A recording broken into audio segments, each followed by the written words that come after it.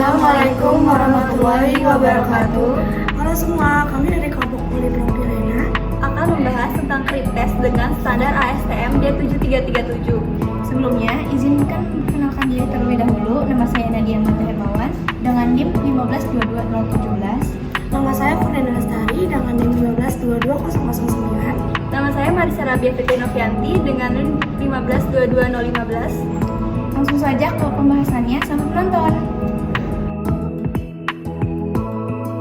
Krip tes adalah suatu metode uji yang digunakan untuk mengukur laju deformasi progresif suatu bahan pada suhu yang tinggi. Krip tes membantu memahami bagaimana material akan mengalami deformasi seiring waktu ketika terpapar suhu tinggi dan beban yang konstan. Standar pada pengujian komposit ini adalah ASTM D7337. ASTM D7337 mencakup metode pengujian standar untuk batang komposit matriks VRP yang biasa digunakan sebagai elemen tarik pada beton bertulang, praktekan atau pasca tarik.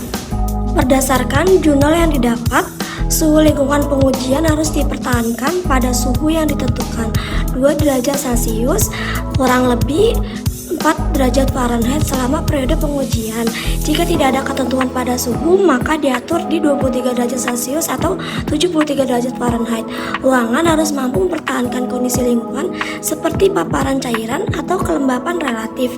Selama pengujian, untuk lingkungan, kelembapan relatif ditentukan. Ruangan harus mampu mempertahankan kelembapan yang diperlukan hingga kurang lebih 10% relatif humidity. Berdasarkan jurnal terkait, material komposit utama yang digunakan adalah CFRP, Carbon Fiber Reinforced Polymer. Komposisi CFRP yang digunakan yaitu serat karbon atau carbon fibers berdiameter 5-10 mikrometer, densitasnya 1,8 sampai 2,2 gram cm kubik, kekuatan tarikan 2400 sampai 6600 MPa, modulus elastisnya 230 sampai 227 gigapascal. Matriks resin atau resin matriks umumnya menggunakan resin epoksi untuk CFRP yang digunakan sebagai tendon praktekan. Di sini ada ukuran spesimen. Pertama ada flat spesimen. B kecil di sini adalah lebar badan. Lebar badannya yaitu 12,5 mm atau 40 mm. L0 di sini adalah panjang kepalanya yaitu 50 mm atau 200 mm. B besar di sini adalah lebar kepalanya yaitu 20 mm atau 50 mm. LC di sini adalah panjang badannya yaitu 60 mm atau 225 mm. L besar di sini adalah lebar keseluruhannya yaitu lebih dari sama dengan 200 mm atau lebih dari sama dengan 450 mm. Delta B kecil di sini adalah selisih lebar antara kepala dan badan yaitu 0,05 mm atau 0,1 mm. Yang kedua ada round spesimen. D di sini adalah diameternya yaitu 12,5 mm atau 8,75 mm. L0 di sini adalah panjang kepalanya yaitu 50 mm atau 35 mm. LC di sini adalah panjang badannya yaitu 60 mm atau 45 mm. Berikut ini ada metode pengujian komposit. Yang pertama, sifat geometri dengan standar ACI B1 dan ASTM D7205, yaitu mengukur luas penampang, diameter, dan keliling CFRP menggunakan perubahan volume cairan. Yang kedua, ada kapasitas dan sifat pembebanan.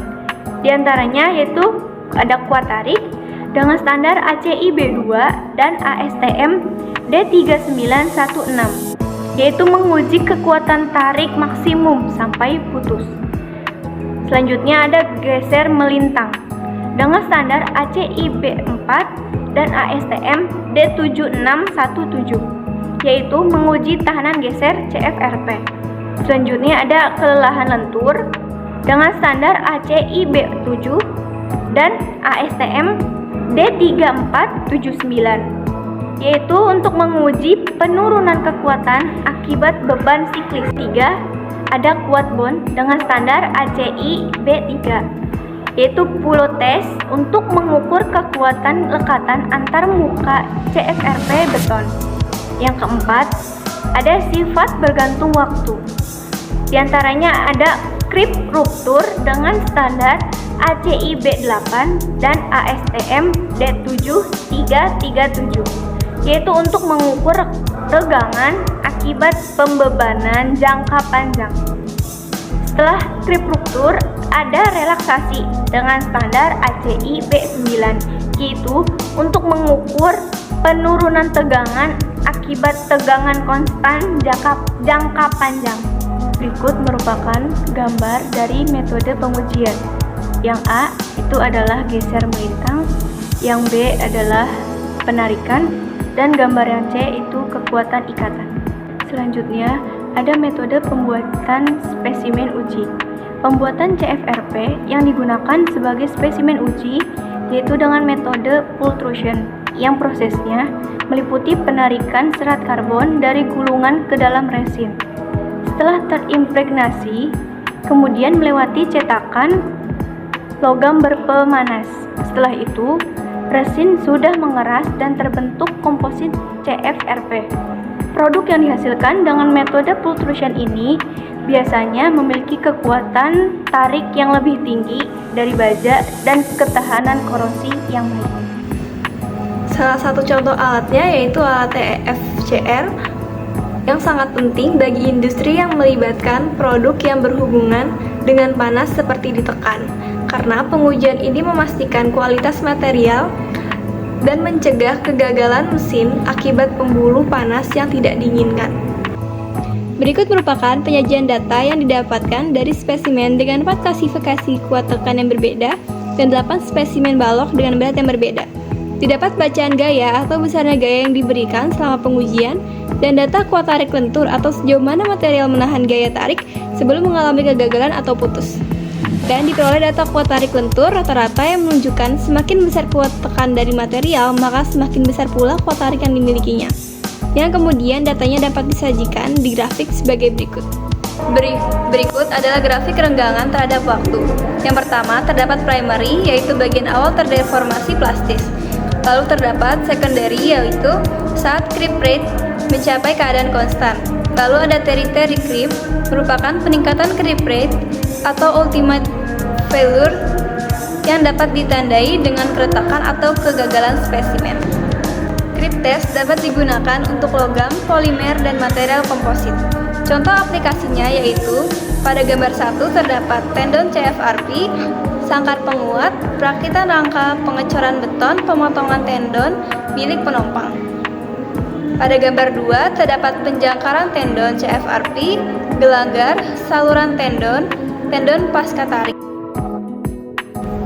Nah, bagaimana pemaparan materi kita tadi? Apakah mudah dimengerti?